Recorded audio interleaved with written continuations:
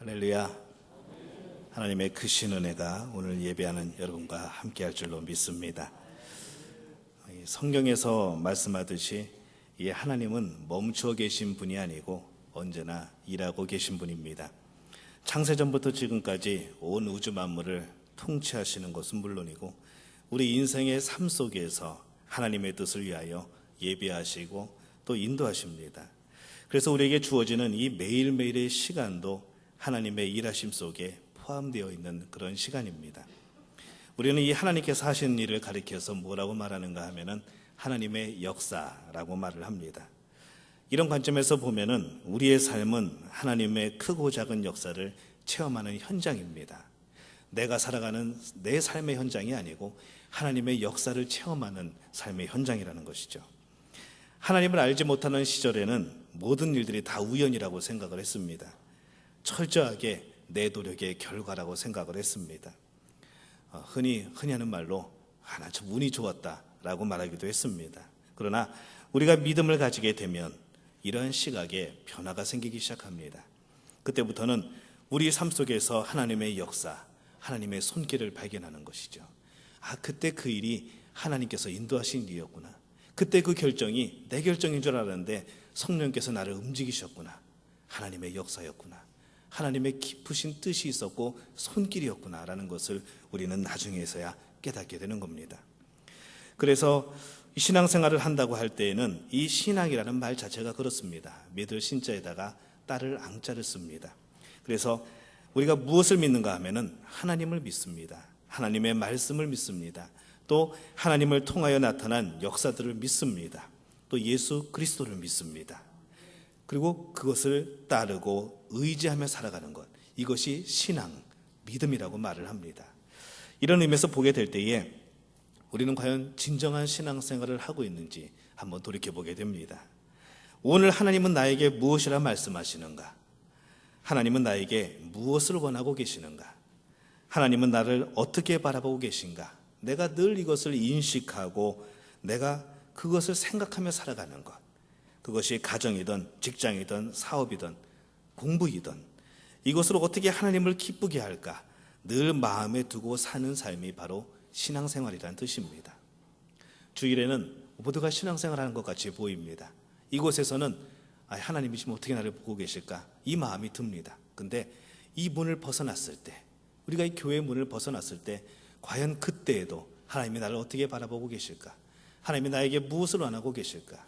주중에 우리가 직장 생활을 하고 사업을 진행할 때, 내 가정에서 생활을 하게 될 때에 그때에도 하나님은 이 가정과 이 직장과 사업을 어떻게 바라보고 계실까? 내가 여기서 어떻게 행하여야 하나님이 기뻐하실까? 여러분 이것이 고민을 하십니까? 그것을 고민하셔야 신앙생활을 제대로 하시는 겁니다. 어떻게 하나님을 기쁘게 할까? 늘 이것을 고민하며 살아가는 여러분들 되시기를 바랍니다. 그래서 이런 의미에서 우리의 신앙생활은 언제나 고민투성입니다. 어떤 고민인가 하면 행복한 고민이죠. 고달픈 고민이 아니고 행복하고 마음에 평안이 있는 고민입니다. 어떻게 해야지 하나님을 기쁘게 하지? 어떻게 해야지 하나님께 영광을 돌리지? 내가 이렇게 하면 하나님이 기뻐하실까? 여러분 이 고민을 많이 하시기를 바랍니다. 이 고민을 많이 하면 많이 할수록 여러분 마음속에 기쁨과 감사가 넘쳐날 줄로 믿습니다. 오늘 말씀을 통해서 만나게 되는 이 히스기야는 유다의 13번째 왕입니다. 29년간 나라를 통치합니다. 말씀을 보게 될 때에 그는 유다 여러 왕 중에서 참 하나님 마음에 흡족했던 사람입니다. 이 열왕기서를 보면은 이제 북이스라엘, 남유다의 여러 왕들이 나옵니다. 근데 이 왕들마다 꼭 따라붙는 말씀이 하나가 있습니다. 하나님 말씀에 합당한 자, 또 하나님 말씀에 합당하지 않은 자. 그렇게 두 부류로 나눠집니다. 근데 이 히스기야는 하나님 말씀에 합당했던 사람입니다. 그런데 이 하나님 앞에서 정말로 신실하게 살고자 했던 이 히스기야에게 인생에 큰 어려움이 닥쳐옵니다. 믿는 사람들도 어려움이 닥칩니다. 병에 걸릴 수도 있고 때로는 사업이 힘들 수도 있고 직장이 어려워질 수도 있습니다. 분명히 내가 응답받은 것 같고 이게 하나님의 뜻인 것 같아서 시작을 하고 진행을 했는데 때에 따라서는 그것이 내 마음대로 흘러가지 않고 좋은 방향으로 흘러가지 않을 때도 있습니다. 그럴 때는 우리가 그런 생각을 하죠. 여기 세상 사람들하고 우리하고 다를 게 뭔가? 그들도 어쩌면 그들이 우리보다 더 잘 되는데, 그들은 죄 짓고 살면서도 더 복을 받는데 이게 도대체 어떻게 된 것인가? 우리가 그런 고민을 할 때가 있습니다. 그러나 여러분, 눈에 보이는 것으로 판단하지 마시기 바랍니다. 상황이 흘러가는 것으로 여러분 평가하지 마시기 바랍니다. 평가는 언제 하는가 하면은 맨 마지막에 하는 겁니다. 하나님이 나를 어떻게 인도하셨는가 뒤돌아보게 될 때에 오히려 여러분에게 정말로 힘들었던 그 결정과 그 순간이, 그 상황이 오히려 하나님이 나에게 주시는 은혜였다는 것을 깨닫게 되는 그날이 여러분들에게 꼭 돌아올 줄로 믿습니다. 하나님의 자녀는 그 믿음으로 사는 겁니다. 그래서 지금 판단하고 원망하지 마시고, 지금 보면서 내가 느껴지는 대로 하나님께 원망하지 말고, 끝에 하나님이 정해주시는 그 끝에 과연 어떻게 되는가, 이것을 소망하며 살아가시기를 바랍니다. 반드시 하나님이 여러분에게 큰 복을 더하여 주실 줄로 믿습니다. 이 히스기야 왕에게 닥쳤던 큰 어려움이 무엇인가 하면 9절에 나옵니다. 유다 왕 히스기야가 병들었다가 그 병이 나을 때에 기록한 글이 이러하니라, 이렇게 말씀을 합니다. 히스기야가 인생 속에서 만난 큰 어려움은 병이었습니다. 이사야서 38장 1절 말씀에 보면은 그 즈음에 히스기야가 병들어 죽게 되니 아모스의 아들 선지자 이사야가 나와 그에게 이르되 여호와께서 이같이 말씀하시기를 너는 내 집에 유언하라. 내가 죽고 살지 못하리라. 이렇게 말씀을 합니다. 병이 예사병이 아닌 것이죠. 사람이 살다 보면은 이런 병 저런 병 걸릴 때도 있습니다. 건강할 때가 있으면은 아플 때도 있습니다. 근데 그 병이 정말로 대수롭지 않을 때에는 별 문제가 없습니다. 그런데 히스기야에게 있어서는 이 병은 사정이 달랐습니다. 그는 죽을 병에 들었습니다. 자신의 생각 같아서는 아직도 할 일이 많은데, 내가 아직도 하나님을 위해서 일할 것이 많은데 곧 죽게 될 것이라는 선고를 선지자를 통해서 듣게 되는 것이죠.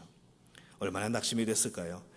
그 후에 히스기야가 하나님께 간절하게 매달립니다. 그리고 애타게 그 생명을 연장시켜 주시기를 간구를 합니다. 그 기도가 이사야 38장 3절에 기록이 되어 있습니다. 가로되 여호와여 구하오니 내가 주의 앞에서 진실과 전심으로 행하며 주의 목전에서 선하게 행한 것을 추억하옵소서 하고 심히 통곡하니, 이렇게 되어 있습니다. 죽음에 직면한 히스기야의 모습입니다. 이 말씀을 가만히 보면서 그런 생각이 듭니다. 우리도 기도 이렇게 해야 되겠구나라는 생각이 듭니다. 어떤 기도인가 하면은 평상시에 우리의 믿음 생활이, 우리의 신앙 생활이 하나님께서 기억할 만한 것이 되어야 되겠다는 생각이 듭니다. 히스기야가 무조건 자신의 인생의 위기를 벗어나기 위해서 기도하지 않았습니다.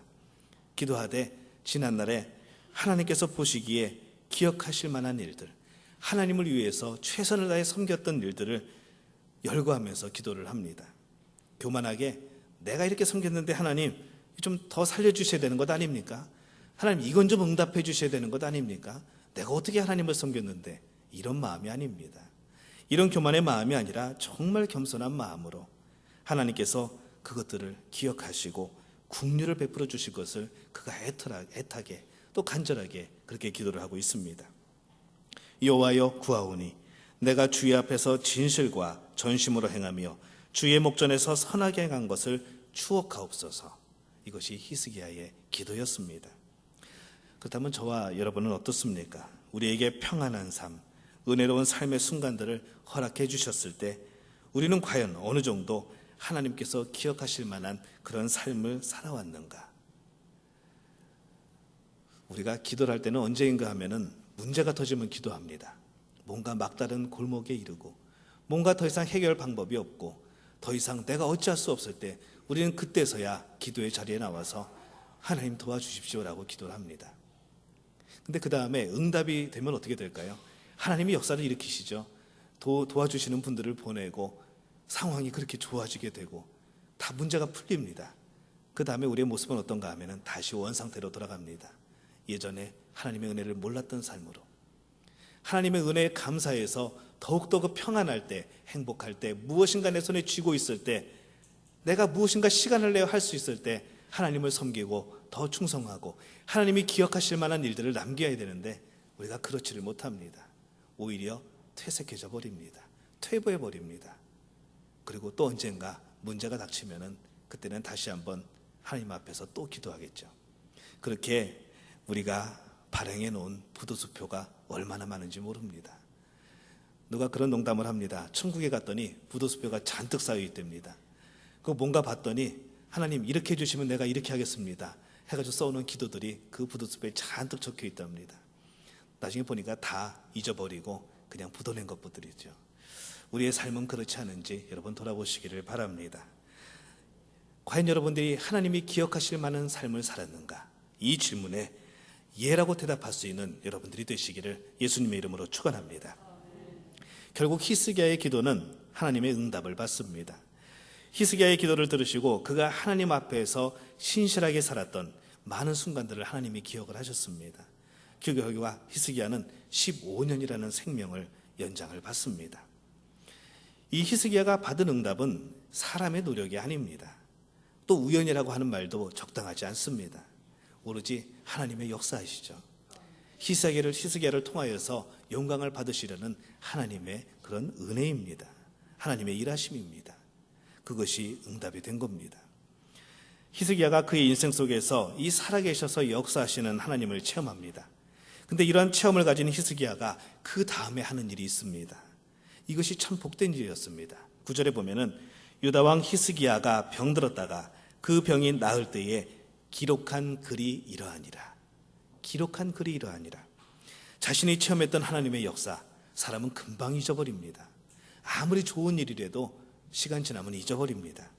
근데 그 하나님의 역사, 하나님이 도와주신 은혜를 잃어버리지 않기 위해서 히스기야가 글로 남깁니다. 하나님의 역사, 이 하나님의 은혜는 체험하거나 받는 것도 중요하지만은 그에 못지않게 중요한 것은 그것을 마음속 깊이 새기고 간직하는 일입니다. 우리에게도 이 하나님의 역사를 체험한 그런 체험들이 있습니다. 그건 작건 분명히 하나님의 역사 속에서 우리가 살아가고 있기 때문에 우리에게는 나름대로의 체험이 분명히 있습니다. 생각만 해도 가슴 벅찬 은혜의 순간들이 우리에게 있습니다. 우리에게 가장 뚜렷한 은혜의 순간이 언제입니까? 예수님을 만났을 때입니다. 그냥 멀뚱멀뚱하게 예수님께서 십자가에서 날 위해 돌아가셨대, 그렇게 듣고 살아왔던 우리들인데 어느 날 갑자기 그 십자가가 나를 위한 십자가라는 것이 마음에 와 부딪힙니다. 예수님의 그 보혈이 나 때문에 흘린 보혈이구나라는 것을 깨닫게 됩니다. 내가 죄인임을 알게 되고 그 죄가 너무나도 부끄럽고 너무나도 죄송해서 그 죄 때문에 돌아가신 예수님이 너무나도 고마워서 눈물을 흘리며 회개하던 우리의 기억, 여러분 이것이 중생이라는 체험입니다. 그 다음에 여러분들은 어떻게 됐습니까? 이제 여러분은 성결의 삶을 살아갑니다. 매 순간마다 성령께서 우리 마음속에서 말씀하시죠. 이건 아니지 않을까? 이거 하나님이 기뻐하실까? 야, 이건 하나님이 기뻐하시겠다. 이건 안 되겠는데 이렇게 살면 어떨까? 이렇게 결정하면 어떨까? 계속해서 우리의 마음속에서는 성령님이 말씀을 하십니다. 우리가 귀를 닫지 않는 이상, 그 성령의 역사를 무시하지 않는 이상 우리는 항상 그 음성을 듣습니다.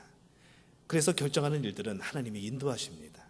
이런 크고 작은 체험들이 여러분에게 무수하게 많습니다. 어떤 분들은 병이 났다 치유되신 분들도 있습니다. 어떤 분들은 망했다가 다시 일어선 분들도 계십니다. 정말로 어려운 일이었는데 위험해서 하나님이 건져주신 분들도 계십니다. 우리에게 모든 이러한 체험들이 있습니다. 그것을 여러분 얼마나 간직하고 기억하고 계십니까? 가끔씩 옛날 일을 이렇게 돌이켜 볼 때가 있습니다. 그러면은 그동안 잊고 살아왔던 하나님의 참 은혜로운 손길들을 다시 기억날 때가 있습니다. 그때마다 은혜를 받는 거죠. 여러분 계속 떠올리셔야 됩니다. 여러분 계속 되뇌이셔야 됩니다. 그때마다 하나님께 감사하고 영광 돌리셔야 됩니다. 오늘 우리가 그것이 할 일입니다. 이 하나님의 역사를 체험했던 그 사건을 우리가 간직할 수만 있다면 우리들은 지금보다도 더욱더 담대하게 능력 있는 그리스도인들이 될 수가 있습니다. 왜냐하면 하나님께서 옛날에 우리를 도와주셨던 기억, 이 하나님이 역사가 나에게 나타났던 그 체험은 어떤 믿음을 갖게 하는가 하면은 오늘 하나님이 나를 도우실 것이라는 확신을 갖게 합니다. 그 하나님이 오늘 도우셨다면은 여러분의 미래는 어떨까요? 하나님이 여러분의 미래도 역사하시고 책임지실 줄로 믿습니다.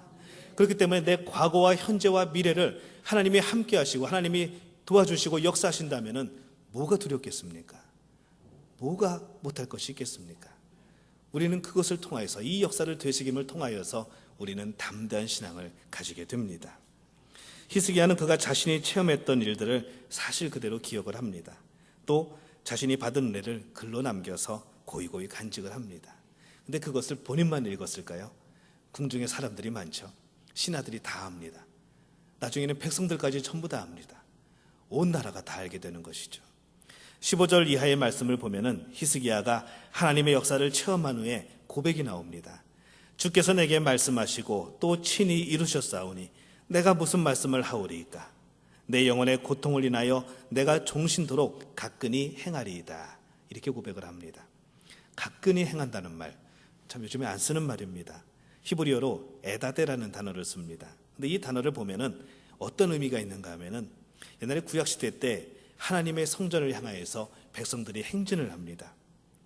하나님이 보시는 가운데 엄숙하게 하나님의 전을 향해 나가는 것이죠. 우리가 이렇게 하나님의 전을 향해 걸어나가는 이 모습이 바로 믿음의 행진입니다. 이것이 바로 에다데라는 단어 안에 포함되어 있는 의미입니다. 가끈히 행한다. 이게 무슨 뜻입니까? 이제 나의 남은 일생을 하나님께서 보실 때에 기뻐하실 만한 믿음의 행진으로 채워나가겠다는 고백입니다. 이것이 하나님의 역사를 체험한 히스기야라고 하는 사람이 하나님께 드리는 첫 번째 고백이었습니다. 이제부터 살아가는 인생이 더 이상 자신의 것이 아니라는 것이죠. 히스기야가 호흡하며 사는 순간순간이 다 하나님의 것이라 고백하는 겁니다.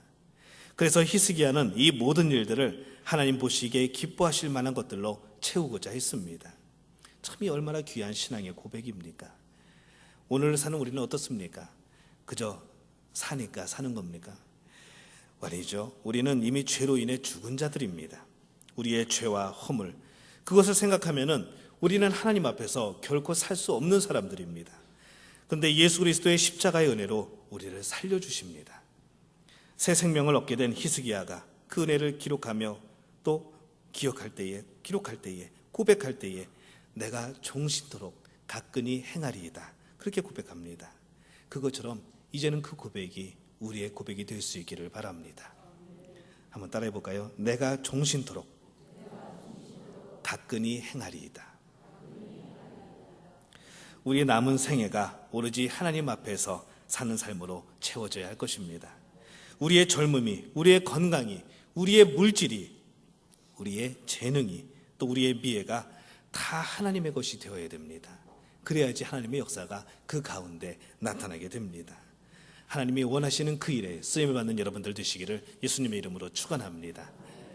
히스기야의 두 번째 고백은 18절에서 19절에 나옵니다. 음부가 죽기에 살해하지 못하며 사망이 주를 찬양하지 못하며 구덩이에 들어간 자가 주의 신실을 바라지 못하되 오직 산자 곧 산자는 오늘날 내게 하는 것과 같이 주께 감사하며 주의 신실을 아비가 그 자녀에게 알게 하리이다. 히스기야가 이제 자신의 생명을 연장시켜 주신 그 하나님의 역사를 자손 대대에 증거할 것이라고 고백을 합니다. 히스기야 왕의 아들은 므낫세입니다. 그에게 힘써 하나님을 증거하는 것이죠. 하나님이 어떠한 분이신지, 어떠한 일을 행하셨는지, 그리고 하나님은 살아계시고 오늘도 우리 가운데서 신실한 사랑을 베풀어 주시는 분임을 부지런히 자녀들에게 가르쳤습니다. 우리도 이 일을 해야 됩니다. 이제 우리들이 살아계신 하나님을 증거해야 됩니다. 우리가 체험한 그 하나님의 역사와 하나님의 은혜를 다음 세대에 열심히 전하는 것은 우리가 재산을 물려주는 것보다, 우리가 건물이나 돈을 물려주는 것보다 더 중요한 일입니다. 여러분 자녀에게 꼭 신앙의 유산을 물려주시기를 바랍니다. 여러분이 체험한 하나님의 역사를 꼭 물려주시기를 바랍니다. 신앙의 유산, 그것은 우리의 자녀들을 살립니다. 자녀를 죄에서 건지게 될 것이고, 그 신앙의 유산은 절망과 좌절 가운데 걸어가는 우리의 자녀들에게 소망과 평안의 빛이 되어줄 줄로 믿습니다. 무엇보다도 더욱 풍성하게 신앙의 유산을 준비하며 남기는 여러분들 되시기를 예수님의 이름으로 축원합니다. 이제 히스기야의 마지막 고백이 나옵니다. 20절 말씀입니다.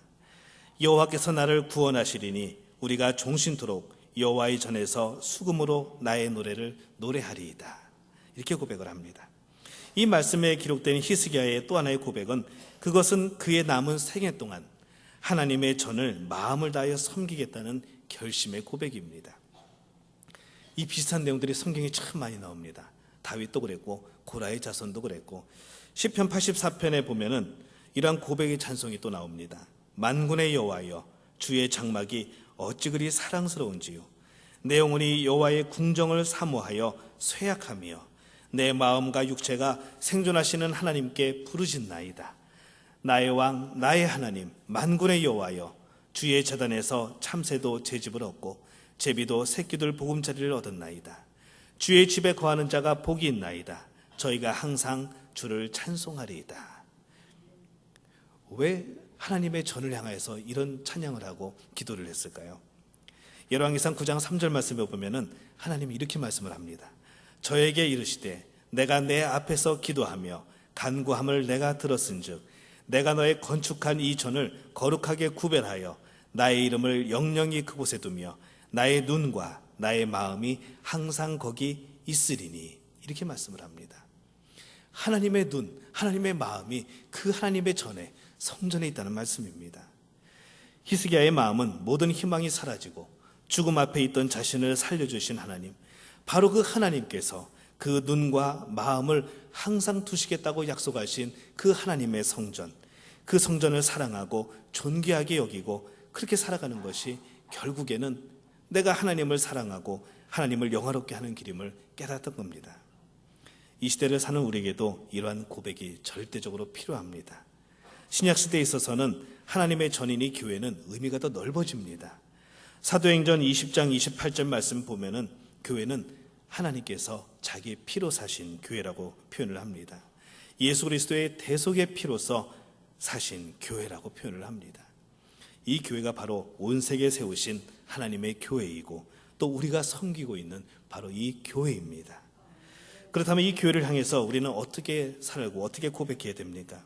그 고백의 내용이 무엇입니까?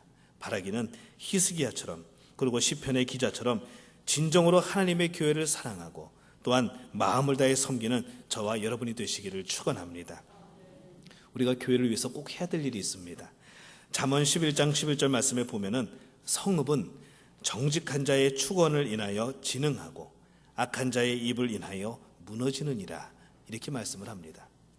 이 성읍이 안에서 우리 성읍이 정말 엉망이다, 범죄가 가득하고 야 우리는 이게 도저히 안 되는 성읍이다 라고 말하고 다니면 정말 그렇게 된다는 말씀인 거죠.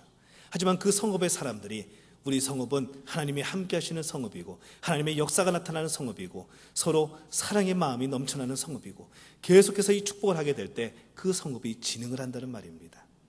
요즘에 우리나라를 자꾸 사람들이 헬조선이라고 부릅니다. 지옥 같은 대한민국이라는 거죠. 여러분, 이것은 성읍을 축복하는 말이 아닙니다. 축복하는 말을 해야 이 나라가 잘 됩니다. 왜냐하면 그 말은 하나님 앞에서 하는 말이기 때문에 그렇습니다. 이 나라 누가 운영합니까? 정치인들이 운영합니까? 하나님이 지키시고 운영하십니다. 세계 모든 역사는 하나님이 인도하십니다. 하나님이 주인입니다. 근데 자꾸 우리는 무슨 생각을 합니까? 사람이 주인이라고 생각을 합니다. 자꾸 지옥 같다고 말을 합니다. 그러니 더 지옥 같아질 수밖에 없습니다.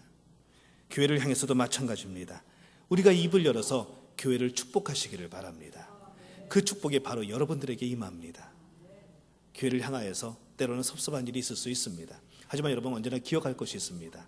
내가 사람에게 섭섭한 건지 내가 이 교회에 섭섭한 건지 여러분 꼭 이것을 분리하셔야 됩니다. 교회는 여러분들을 섭섭하게 할 일이 없습니다. 사람이 섭섭하게 하겠죠. 사람이 무엇인가 부족해서 사람이 실수를 하겠죠.